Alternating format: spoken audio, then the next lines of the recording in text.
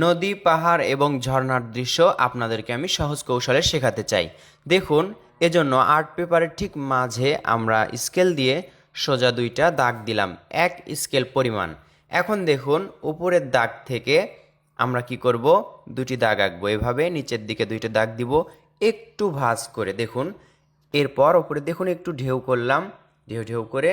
এবার এখানে একটি পাহাড় আঁকবো। এই তো পাহাড় আঁকা হলো। এই দাগ থেকে আরও একটি পাহাড়, দুটি পাহাড় দেখা যাচ্ছে ডান পাশে এবং বাঁ পাশে। দেখুন, আরও দুটি পাহাড় আঁকবো একই রকম করে। বন্ধুরা, এভাবে কৌশলে আঁকবেন, এতে আপনাদের দৃশ্য আঁকা সহজ এবং সুন্দর হবে।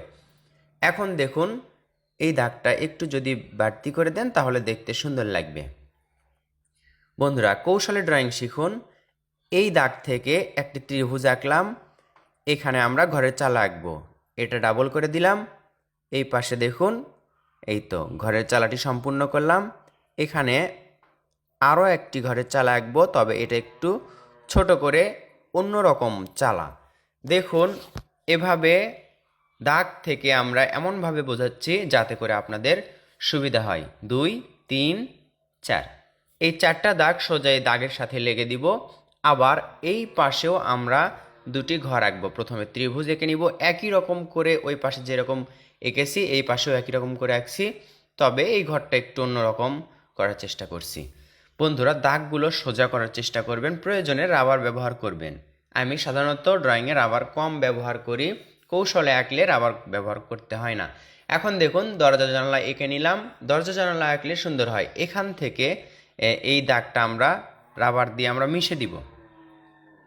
এটা আমরা ব্যবহার করছি ইলেকট্রিক রাবার। এই দাগটা সম্পূর্ণ মিশে দিলাম এবং পেন্সিল দিয়ে দেখুন এখান থেকে একটু বাঁকা করে দাগ দিলাম।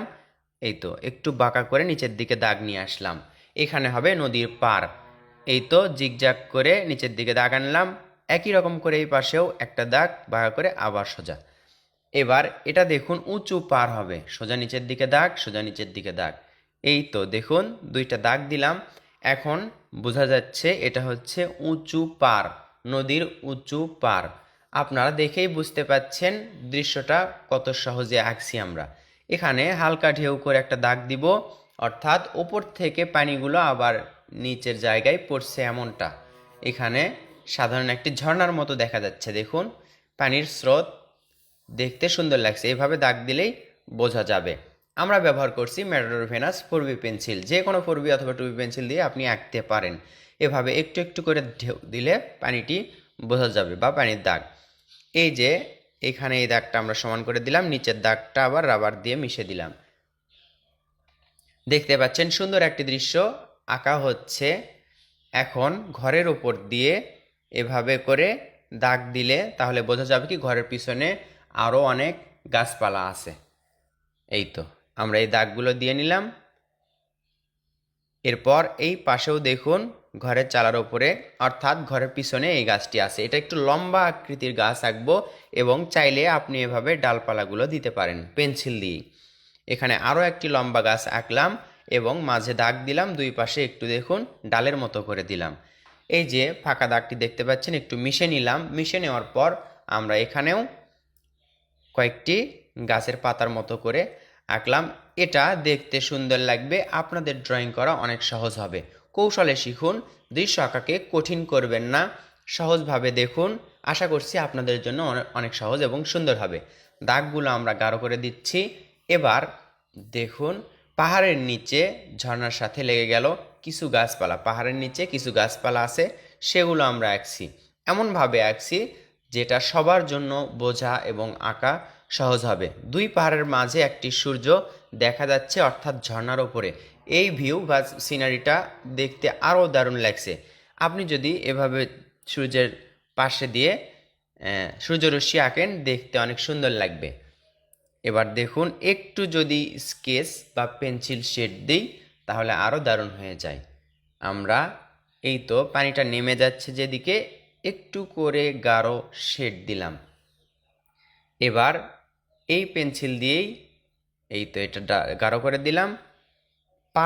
পার যে দেখতে পাচ্ছেন, এই পারে দেখুন এভাবে করে স্কেচ করলে তাহলে পাড়টা উঁচু মনে হবে এবং নদীর পানিটা নিচু মনে হবে। আমরা এভাবে সোজা করে দিয়ে স্কেচ করব। এবার নদীতে যেই পানিটি বয়ে যাচ্ছে এটাতে দেখুন পাড় থেকে দাগ দিচ্ছি। একই রকম করে এই পাশেও দিলাম, সুন্দর লাগছে দেখতে। ঘরের চালার এই অংশে নিচের দিকে গাঢ়, উপর দিকে হালকা। জানালাতে আমরা একটু ফাঁকা রাখলাম এবং দরজাতেও কালো করে দিলাম, উপর দিকে গাঢ়, নিচের দিকে কিন্তু হালকা দরজাতে। দেখুন, খেয়াল করুন, ঘরের চালাতে এভাবে নিচে থেকে ওপর দিকে আমরা টেনে দিচ্ছি। এটা আমরা স্কেচ করছি বা পেন্সিল শেড দিচ্ছি। এভাবে দিলে আপনাদের ড্রয়িংটি দেখতে সুন্দর লাগবে। খেয়াল করুন, এখন কিন্তু আগের তুলনায় আরও দারুণ লাগছে। এবার এই যে দূরে ঘরের উপরে যেই গাছপালা দেখতে পাচ্ছেন, নিচের দিকে গাঢ় করব, উপর দিকে হালকা রাখবো, কারণ নিচের দিকে ছায়ার মতো থাকে এবং উপর দিকে সূর্যের আলো পড়ে, এজন্য আলোকিত দেখায়। আলোকিত জিনিসটা হালকা রাখতে হবে, আর যেটা গাঢ় সেটা হচ্ছে কালো রাখতে হবে। এরপর দেখুন, এই লম্বা গাছের ফাঁকা রাখলাম, একটু পরে করব। আর হচ্ছে এই পাশে যেই গাছগুলো আছে নিচের দিকে গাঢ় করছি, একই রকম করে আপনাদেরকে বোঝাই যাতে আপনাদের সুবিধা হয়। যারা আপনারা রং করতে চান তাহলে তারা এরকম পেন্সিল স্কেচ করবেন না, শুধু ড্রয়িং করে তারপর রং করতে পারেন। এই যে সূর্যের আলো এই পাশে পড়েছে, সেজন্য এই পাশে আমরা গাঢ় করলাম এবং ওই পাশে হালকা রাখলাম।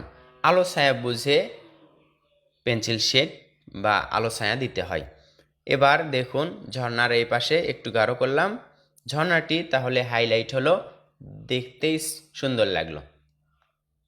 এবার পাহাড়ের এই পাশে আমরা দেখুন একটু শেড দিচ্ছি, দাগ থেকে উপর দিকে তুলে দিচ্ছি, একটু দিচ্ছি, বেশি দিলে কিন্তু নষ্ট হওয়ার সম্ভাবনা থাকবে, ড্রয়িংটি কঠিন হয়ে যাবে, হিজিবিজি হওয়ার সম্ভাবনা থাকবে। এজন্য অল্প ড্রয়িং করুন এবং ড্রয়িংটি সুন্দর করুন, বেশি করলে সমস্যা।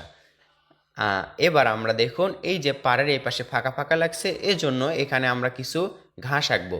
ঘাসটি এভাবে নিচের গোড়া সমান রেখে এভাবে আঁকতে পারেন।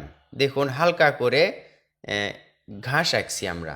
এই পাশে ঘাস আঁকার পর এই পাশে একটু ফাঁকা লাগছে, এই পাশেও আমরা ঘাস আঁকতে পারি। তার আগে দেখুন, এভাবে যদি দাগ দিয়ে আপনি ঘিরা বা বেড়া আঁকতে পারেন তাহলে কিন্তু আরও দারুণ হয়।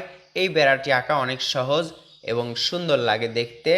আশা করছি এভাবে আপনি ঘিরা বা বেড়া আঁকতে পারবেন। এটা খুবই সহজ। এভাবে দুইটা দাগ দিবেন পার বরাবর, পারের মতো করে, এবং সোজা করে দাগ দিবেন। এটা যেন মোটা পেন্সিল দিয়ে হয়। তাহলে দেখুন, দারুণ লাগছে এই সিনারিটি। অল্প সময়ে সহজ কৌশলে এঁকে দেখালাম আপনাদেরকে।